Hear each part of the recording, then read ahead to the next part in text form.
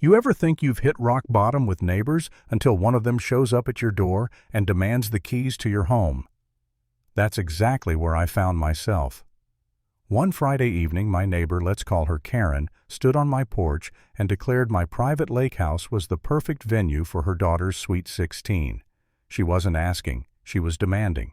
And when I told her no, she smirked and threatened to sue me, waving around some folder like she was already in court. That was just the beginning. I thought it was ridiculous, laughable even, but it spiraled into harassment break-ins and a showdown that dragged the state attorney into the mess. I should probably start from the beginning. My lake house isn't just a piece of property. It's the result of years of long shifts, skipped vacations, and every dollar I could save. I put sweat into that place, refinishing the wood beams, building the dock plank by plank, sanding and staining chairs by hand. Every inch of it carries memories. Family barbecues by the water, nights with friends, sunsets that painted the lake gold. It's my sanctuary, not a clubhouse for the neighborhood. So when Karen showed up putting on this sugary fake charm, I actually thought she was joking. She said, "We've been searching for the perfect spot for my daughter's milestone celebration. And your lake house is just right." She said it like she was granting me the honor of lending it to her. I laughed. I genuinely laughed. But her smile froze and her voice sharpened. "I expect you'll hand over the keys next weekend." I stared at her stunned. "No, absolutely not." That was all I said. Calm, polite, but firm. Her eyes narrowed. She leaned in like she owned the place and hissed, "This is bigger than you. My daughter deserves this. If you refuse, we'll take legal action. I'll handle it personally." Then she turned on her heel, acting like I'd just signed some invisible contract. I stood there furious, knowing this wasn't over. The next morning I told myself maybe she'd cooled off, realized how insane she'd sounded. By noon, I was proven wrong. Another knock rattled my door. Karen again, this time with her daughter, who already looked like royalty in her sparkly dress, nose turned up like the world revolved around her. Karen didn't even wait for me to speak. "We've decided next Saturday is the best date. We'll need access Friday evening for decorations, food, music equipment. Don't worry, we'll clean up after." "Stop right there," I said, my voice louder than I expected. "This is my house, not a community hall. The answer is no. End of story." Her daughter rolled her eyes and muttered, "This place is ugly anyway." Karen leaned closer, her tone dropping to a threat. "You don't want to make enemies in this neighborhood. I've got friends on the HOA board. Keep being difficult, and I'll make sure your life here becomes miserable." That's when I realized it wasn't just about a party. It was about control. She thrived on intimidation, convinced she could push people until they caved. I didn't know just how far she'd take it, but I was about to find out.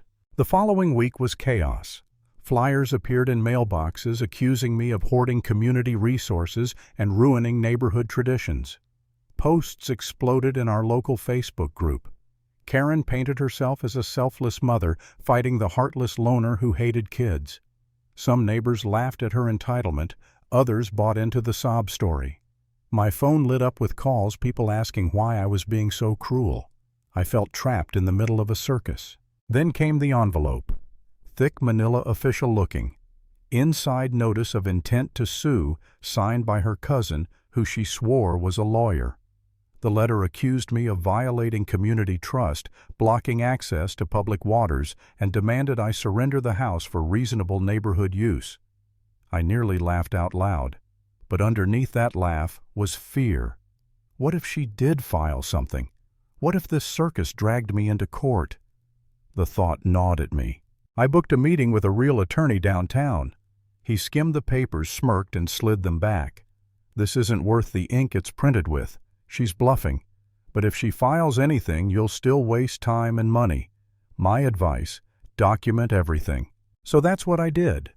Every flyer, every post, every encounter. Screenshots, recordings, photos. I became my own case file because deep down I knew she wasn't stopping. And I was right. That Friday evening I pulled into my driveway to find balloons tied to my mailbox. Cars lined the street. Bass thumped from speakers, shaking my walls.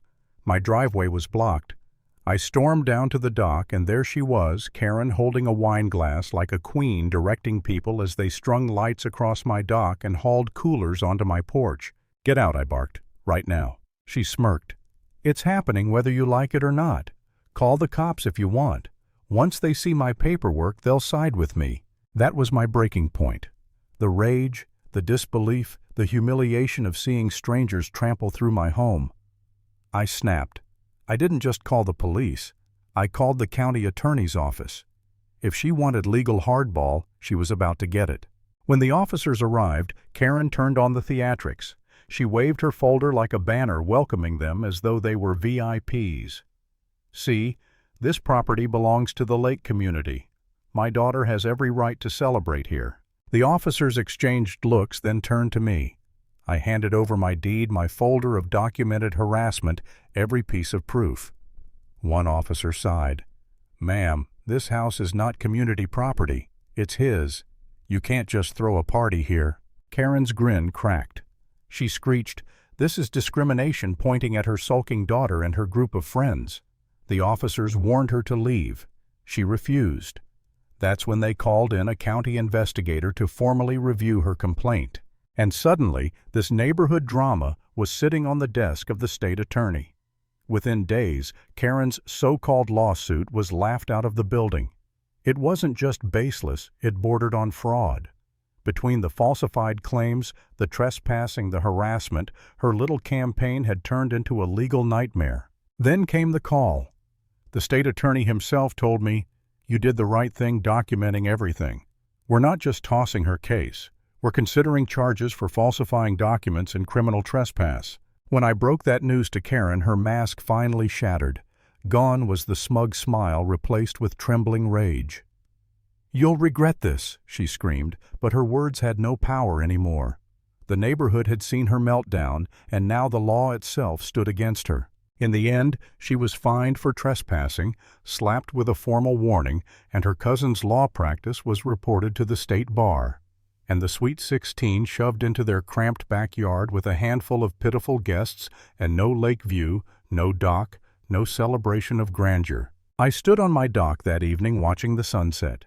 It felt sweeter than ever, because I hadn't just defended my property. I'd defended my right to stand my ground, to not be bullied into submission. And if there's one thing I learned, it's this: entitlement only wins if you let it.